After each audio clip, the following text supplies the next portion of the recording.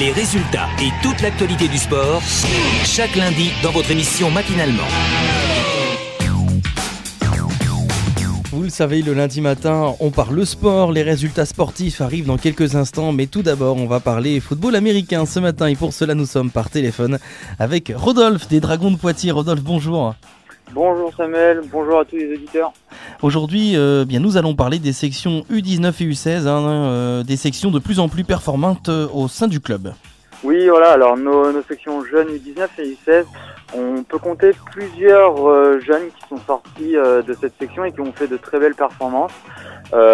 Timothée Pancrate qui est sorti qui allait au Pôle Espoir France à Pessac, puis ensuite qui est parti sur Montpellier pour jouer avec la D2 des Hurricanes de Montpellier. Pareil, Antoine Grandon, un de nos premiers jeunes, qui lui est rendu maintenant dans un club canadien pour la catégorie U19. Donc c'est de très belles performances pour ces jeunes et ça ne fait que continuer parce que cette année on a réussi à envoyer 5 jeunes pour les détections du Junior Bowl. Donc c'est un tournoi national dédié aux moins de 19 ans et ils ont pu, sur les 5 qui ont été envoyés aux détections, il y en a 4 qui ont réussi à être sélectionnés pour les 2 prochains entraînements. Donc c'est vraiment une belle performance pour nos jeunes.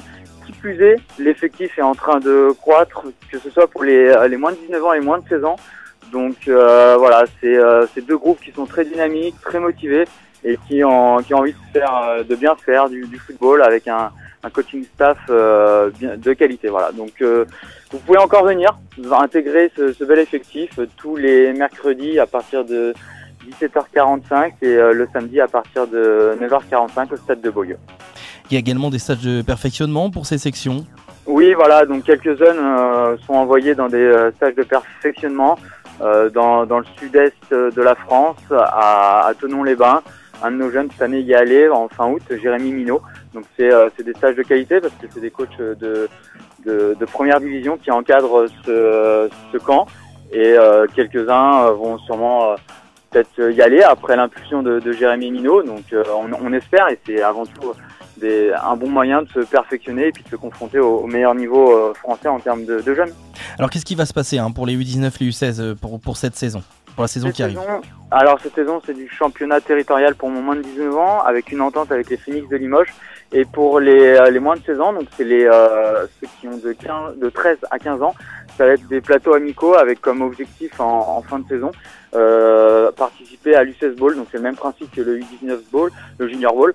C'est un tournoi national avec les moins de 16 ans. Donc on espère en envoyer un maximum là-bas aux détections pour qu'ils soient ensuite vus par le coaching staff de l'équipe de France junior pour intégrer derrière des pôles espoirs ou des belles équipes. Ce qui peut être assez valorisant pour les joueurs.